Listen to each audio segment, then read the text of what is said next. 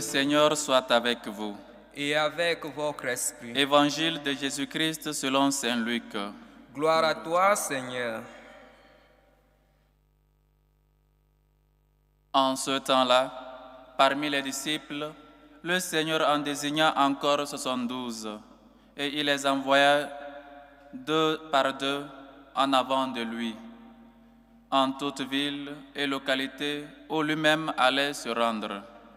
Il leur dit: la moisson est abondante, mais les ouvriers sont peu nombreux. Priez donc le maître de la moisson d'envoyer des ouvriers pour sa moisson. Allez, voici que je vous envoie comme des agneaux au milieu des loups. Ne portez ni bourse, ni sac, ni sandales, et ne saluez personne en chemin. Mais dans toute maison où vous entrerez, dites d'abord: la paix à cette maison. S'il y a là un ami de la paix, votre paix ira reposer sur lui. Sinon, elle reviendra sur vous. Restez dans cette maison, mangeant et buvant ce que l'on vous sert, car l'ouvrier mérite son salaire. Ne passez pas de maison en maison, dans toute ville où vous entrerez et où vous serez accueillis. Mangez ce qui vous est présenté. Guérissez les malades qui s'y trouvent et dites-leur: le règne de Dieu s'est approché de vous.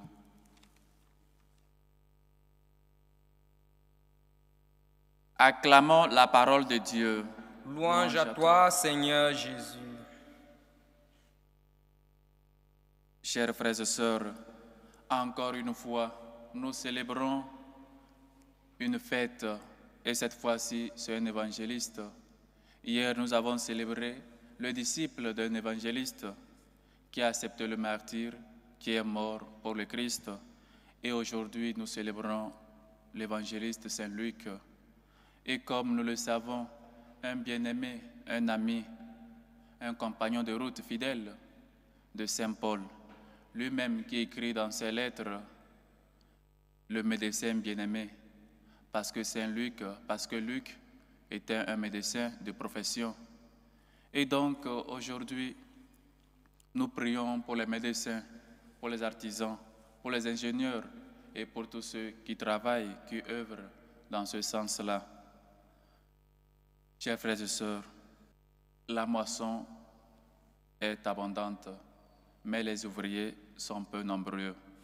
Prions donc au maître de la moisson d'envoyer des ouvriers dans sa moisson. Le Seigneur en désigne encore 72 pour les envoyer devant lui, pour qu'ils puissent annoncer, pour qu'ils puissent préparer le cœur des hommes et des femmes de ce monde, afin qu'ils puissent accepter son message, afin qu'ils puissent connaître, qu'ils puissent détruire les montagnes, qu'ils puissent accepter quand il viendra lui-même dans nos vies.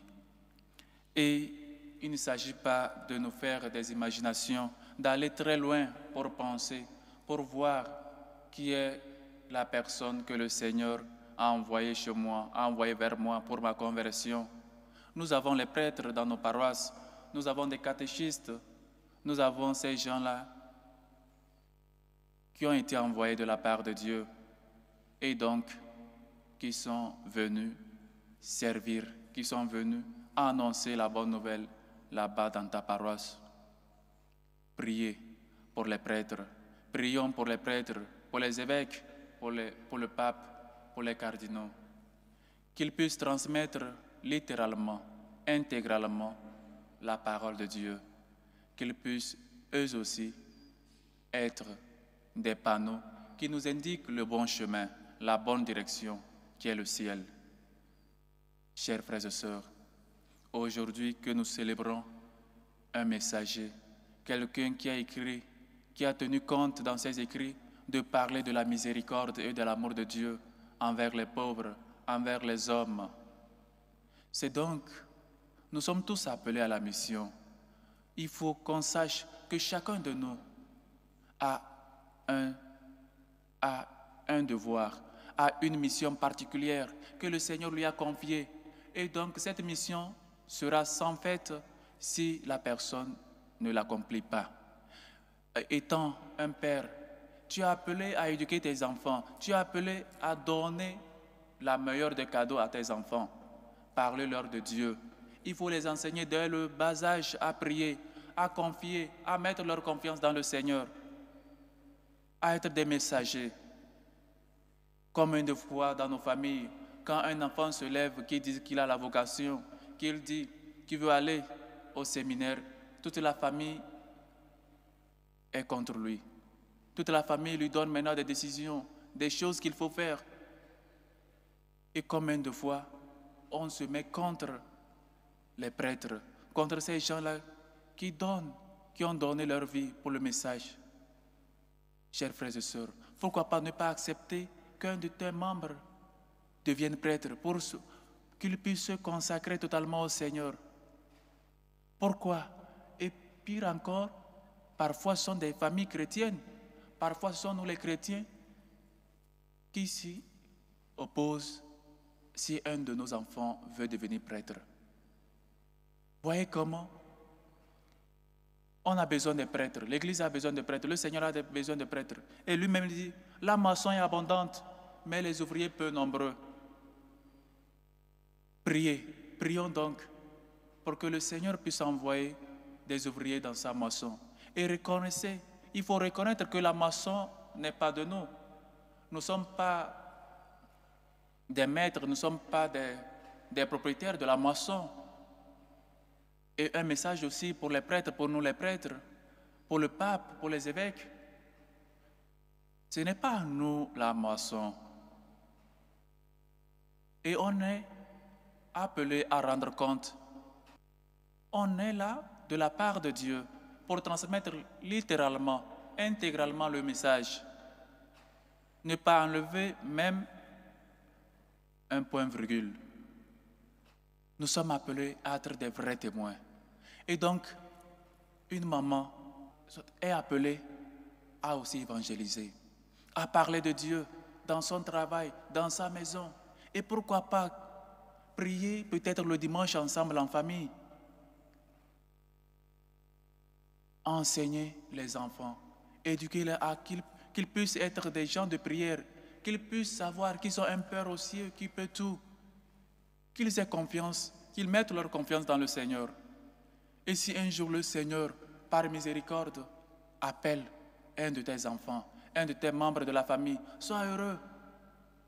Pourquoi donc on s'y oppose si le Seigneur regarde avec bonté quelqu'un de ta famille et le choisit pour le service de tous? Pourquoi donc on s'y oppose tant aux messagers? La moisson n'est pas à nous. La moisson, on n'est pas propriétaire de la moisson. Et ce n'est pas à nous de décider qui doit aller au séminaire, qui doit se consacrer ou pas. C'est le Seigneur. Nous pouvons prier, nous devons et pouvons prier pour que le Seigneur envoie des ouvriers dans sa moisson. Mais il faut aussi que nous nous préparions pour laisser que la parole de Dieu, pour laisser quand le Seigneur regarde avec bonté quelqu'un pour l'appeler, nous ne soyons pas des obstacles pour ce jeune-là de se consacrer totalement au Seigneur. Et donc, voici que je vous envoie comme des agneaux au milieu des loups. Ce n'est pas facile non plus d'être messager. Ce n'est pas facile d'être envoyé aussi. On peut être accepté et plus souvent, on peut être rejeté. Mais soyons heureux parce que nous sommes des serviteurs inutiles. Nous avons fait seulement notre devoir. N'ayez pas peur d'éduquer vos enfants. N'ayez pas peur de prendre le risque d'évangéliser, de prendre le risque de parler de Dieu. N'aie pas peur. Dieu est avec toi. N'aie pas peur de donner la face pour le Seigneur. Chers frères et sœurs, nous ne sommes pas seulement des gens qui doivent accepter le message et la garder. Nous ne sommes pas ces maîtres de la loi là qui ne voulaient pas entrer et ne voulaient pas aussi laisser les autres entrer. Un grand pouvoir va toujours avec une grande responsabilité. Nous avons connu le Seigneur, nous avons cru en son message, nous avons cru à l'amour qu'il a pour nous. Et donc, nous devons aider les autres à y parvenir, à y croire. Et donc, voici que nous sommes aussi des messagers. Chacun à son stade. Tu es parent, tu es épouse, tu es époux, tu es professeur, tu es sœur, tu es religieuse. Qui que tu sois, tu es appelé à annoncer la parole de Dieu par ta vie, où tu es, transmettre le message. Si tu es un chef, traite bien tes employés. Il faut qu'eux aussi arrivent à dire, mon patron, c'est un chrétien, il nous traite bien, il est un bon pour nous. Que tes collègues soient heureux avec toi parce que tu es quelqu'un qui a connu Dieu et qui les traite ainsi, qui les traite avec respect, avec dignité. On n'est pas chrétien seulement le dimanche, on n'est pas seulement chrétien quand on vient à l'église, on est chrétien depuis qu'on est baptisé, appelé à être des témoins, appelé à être des messagers. Le Christ ne peut pas parvenir à tout le monde maintenant. Il nous a envoyés, il envoie 72 avant lui pour qu'il puisse préparer le terrain avant qu'il n'arrive. Nous sommes ces gens-là que le Seigneur envoie aujourd'hui envers nos familiers, envers nos patrons de travail, envers les gens qui nous côtoient tous les jours. Il est donc nécessaire que nous prenions notre responsabilité. Nous avons reçu un grand pouvoir et donc cela va avec une responsabilité. La responsabilité d'annoncer le message, la responsabilité d'être des gens, des femmes et des gens crédibles. Quand on voit ta vie, on arrive à croire. Voici comment il rendait gloire à Dieu parce qu'il voyait les disciples vivre unis, vivre heureux. Ne porter ni bourous, ni sac, ni sandales. Pourquoi donc le Seigneur les envoie avec tout ce risque? Pourquoi donc il est dit de ne rien prendre? Pourquoi le Seigneur me dit d'aller sans rien prendre? Et parfois, pas même quelque chose pour se changer. Pourquoi? Parce qu'il veut que ses disciples aient totalement confiance en lui. Notre confiance ne doit pas se trouver dans les choses qui peuvent finir. Notre confiance, c'est dans le Seigneur. Il nous envoie donc à prendre ce risque parce qu'il marche avec nous, parce qu'il est le chemin. Ne prenez ni sac, ni bourse. Peut-être on va se dire, ou les disciples peuvent se dire, mais pourquoi j'accepte que tu m'envoies et tu me dis de ne pas prendre ce qui va me servir? Il sait ce qu'il nous faut. Il sait quand il te faut. Et donc, il appelle les disciples à se confier, à mettre seulement leur confiance dans le Seigneur. Et il le dit plus tard, parce que chaque ouvrier mérite son salaire. Quand nous prenons le risque d'évangéliser, d'aller de la part du Seigneur, lui-même sera notre récompense. Comme le dit le psaume, que tes fidèles, Seigneur, disent la gloire de ton règne, que tes œuvres, Seigneur, te rendent grâce, et que tes fidèles te bénissent. Ils diront la gloire de ton règne, ils parleront de tes exploits. Chers frères et sœurs, nous sommes des chrétiens qui sont appelés à être comme des panneaux sur les routes, sur le chemin, à guider, à montrer de bons chemins, à montrer l'horizon, qui est le Christ, qui est Dieu. Ne perdons pas de vue l'horizon. Ne perdez pas de vue Dieu. Ne perdez pas de vue le salut. Même si vous passez par les problèmes, que vous sombrez, vous pensez que Dieu dort dans la barque, il vous semble parfois qu'il n'est même pas là dans la barque, ou parfois il vous semble qu'il dort, soyez toujours confiants. Mettez votre confiance dans le Seigneur et vous verrez les exploits du Seigneur.